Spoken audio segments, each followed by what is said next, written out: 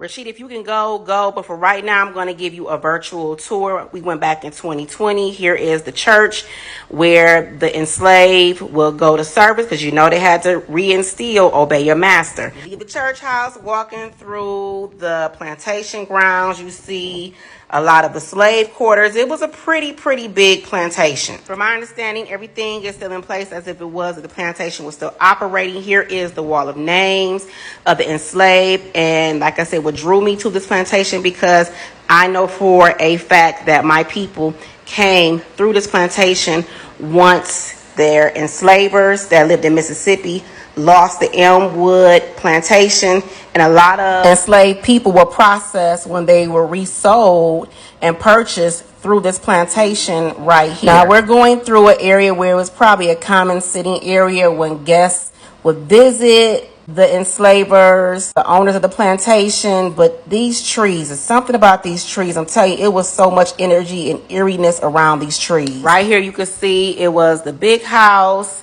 and that little house behind, I don't know what that was, but it was very tiny. And unfortunately, we didn't have any access to the big house, only to the slave quarter. The irony, huh? But like I said, these trees, they gave off mad eerie. Right here, you'll see we're walking up on the overseer's house. Not sure why it was painted white. I think that was the original color, but yeah, this was the overseer's house right here. They painted the white ones for the overseer? Now here's the area where the enslaved cooked. You can see how big their kitchen was, but just imagine cooking in an area like this if a dinner party was 20 plus people. This was the cookware they had, but guess what? As black folks, we make it do what it do. So now we're going into the slave quarters. I had to slow a lot of this down so y'all can see the living conditions of these quarters. The stairs were very frigid, but take a look at this. This was the bed, and this is what the bed was made of.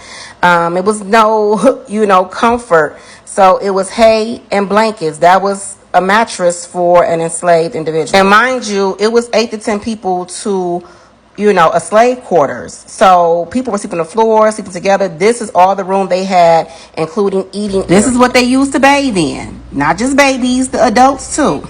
Yeah. Look at that. Fresh crops were grown, so I guess, that was a good thing. Fresh crops grown are always the best, but of course, it wasn't just going to the enslaved, it was going to everyone on the plantation. This was the sugarcane production, and you see these big round bowls. That's how they were making sugarcane, and these little trolley trains on the tracks, that's how I believe the cargo commodities was transported off the plantation for sale and production. Now we're coming up on a trigger warning, okay? This is a trigger warning for the last 2 clips. When the enslaved became disobedient, chose to run away, and they were brought back, human traffic cargo that was unruly, and blacks that were hidden after the enslaved were free. This is where they were kept unclothed under the hot sun. My husband got triggered, y'all. Yep. Oh my goodness, you dirty motherfuckers. You dirty.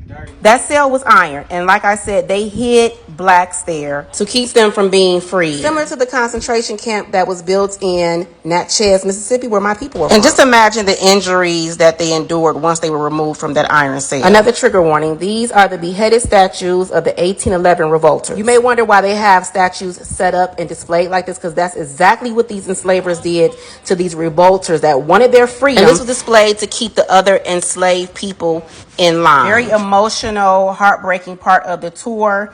Here is documentation how far they traveled, but you know what? The pride overcame me because they chose to fight by any means necessary and not live and be bounded in bondage. Here's a listing of all the names that fought and lost their lives in the 1811 revolt. And I appreciate the Whitney Plantation for providing this information along with the names of the ones that were in bondage. But I recommend you and anyone else to visit this plantation for the in-person experience. It is well worth it.